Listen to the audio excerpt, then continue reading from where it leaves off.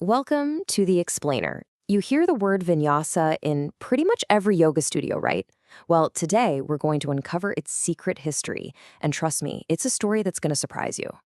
All right, so let's just jump right in with a question that honestly might totally change how you look at your own practice. What if the guy who basically invented vinyasa yoga, what if he walked into a modern vinyasa flow class and had no idea what was going on? You know, when most of us hear vinyasa, we think flow. It's that smooth, continuous movement, right? Like a dance from one pose to another, probably with some great music playing. The whole point is to kind of get out of your head and just move. But here's the crazy part. The original vision, it was almost the complete opposite. Seriously. The guy behind it all, the legend Krishnamacharya, his idea was so different that, yeah, he might just be turning in his grave right now. So, to really get this, we've got to go back in time. We're talking the early 20th century. And yoga, well, yoga had a big problem. A marketing problem, really. Its traditional form just wasn't clicking with the modern world. See, for ages, Hatha yoga was all about being still. I mean, holding one tough pose for a really long time, and a lot of the work was about holding your breath. Now, Krishnamacharya was smart. He knew that just wasn't going to fly with the public. He had this puzzle to solve. How do you take these super deep ancient techniques and make them, something people actually want to do? So he needed a name, a concept for his new movement-heavy system. And to make it sound legit, he grabbed a word from a place nobody would have thought to look. He picked the word vinyasa. And get this, that word isn't even in the classic yoga books when they talk about postures. Nope, it comes from these really ancient Vedic rituals. Back then, vinyasa meant the special placement of sacred sounds, or mantras, on the body. It was absolutely brilliant when you think about it. By borrowing this ancient-sounding word, he made his brand new invention feel like it had been around forever. He was totally innovating, but he wrapped it in tradition. Okay, and this is so important. This is where things really take a sharp turn from what we think of today. Because its roots were in ritual, the whole point of the original vinyasa had nothing to do with a flow state. It was all about creating a focused ritual space. And the difference is just wow. Krishnamacharya's vinyasa was not smooth at all.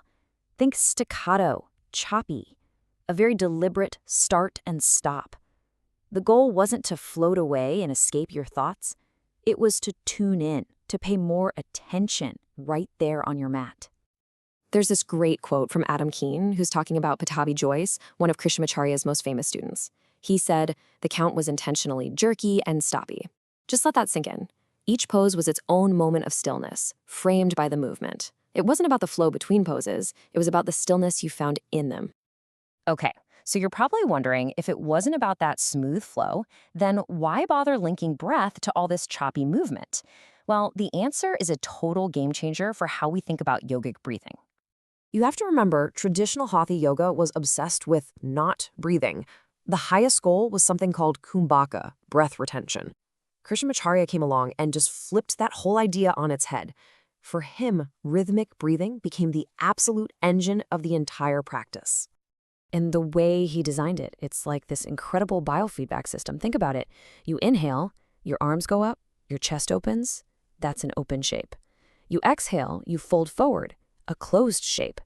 All those movements on the outside, they're just a mirror. They're showing you exactly what your diaphragm is doing on the inside, which is something you can't normally see or feel. It's a way to learn how to control it. This whole method of breath control ties back to a really old idea called Gata yoga, or pot yoga. The idea is that your torso is like a sealed pot. So Krishnamacharya's vinyasa was basically a way to change the air pressure inside that pot, to kind of cook or bake it from the inside out. So how does that work? Simple, really. When you breathe in, your diaphragm pushes down and the pressure inside you goes up. When you breathe out, it moves up and the pressure goes down. This constant pulsing is basically a gentler, more accessible way to get the same effects as those super intense traditional breath holds. And the goal of all this, to use that physical pressure to have a really profound effect on your mind and nervous system. All right, let's pull all these threads together. What's the bottom line here? What's the real difference in the goal of the original vinyasa versus the modern flow we're all so familiar with? And this is really the heart of it. A lot of the time, we use modern flow to lose ourselves, right? to just escape, get out of our heads for an hour, and hey, there's nothing wrong with that. It can be amazing. But the original vinyasa was a tool to find yourself. It was about creating and containing energy, building this little ritual space to look at yourself with total focus. So one isn't better than the other. Losing yourself is something we all need to do sometimes. But knowing where vinyasa actually came from, well, it gives you a really powerful new question you can ask yourself the next time you step onto your mat. Am I here today to lose myself, or am I here to find myself?